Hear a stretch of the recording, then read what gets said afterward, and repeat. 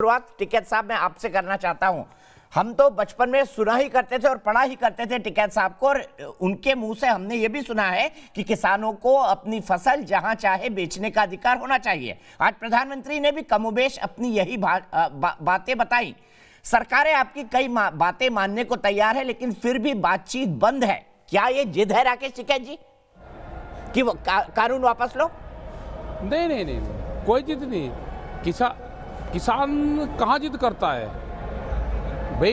सब लोग चाहते थे कि भाई मंडियाँ खुलें। अगर टिकैत साहब ने कहा है तो हमने काम नहीं कराए हैं, लेकिन उसमें ये तो सवाल होगा ना कि जो एमएसपी का सवाल आता है बार बार, अगर कोई बाहर का खरीदार होगा, मंडी में खरीदो, बाहर खरीदो, सरकार खरीद करे या कहीं पे भी खरीदो, तो एमएसपी से नीचे खरीदना हो।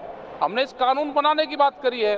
पर आप तो कह रहे हैं कि मंडियां, जिस कानून ने मंडियों को खोला, आप तो उसको भी वापस लेने की बात कर रहे हैं। राकेश टिकैत जी, दिक्कत तो यही है ना, जिस कानून ने मंडियों को खोला, ओपन अप किया, जो बात बड़े टिकैत साहब करा करते थे, आप पहले कह रहे हैं कि उस कानून को वापस लो, तब आगे की बात होगी। संकट यहाँ खड़ा होता है। नहीं, एमएसपी तो भाई, एमएसपी तो नहीं है ना उस कानून में। एमएसपी को तो आप बाहर रखोगे, आप मंडी बाहर खोलने की या मंडी के अंदर खोलने की बात करोगे।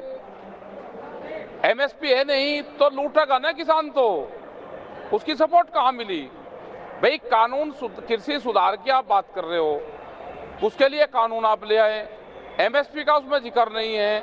किसान को मारने का प्लान बना लिया, कानून आने से पहले गोदाम बन गए, तो किसान को तो शंका है ना कि किसान मरेगा। पहले किसान की यही शिकायत तो रहती थी कि हम अनाज उगा लेते थे और अनाज सड़ जाता था। पेपर लुटने, आज मैं कह रहा कि आधे रेट में तो बिक रहा है ना। धान का हाल लगा लो, क्या है यही मक्का में हुआ है। एमएसपी की सपोर्ट नहीं होगी।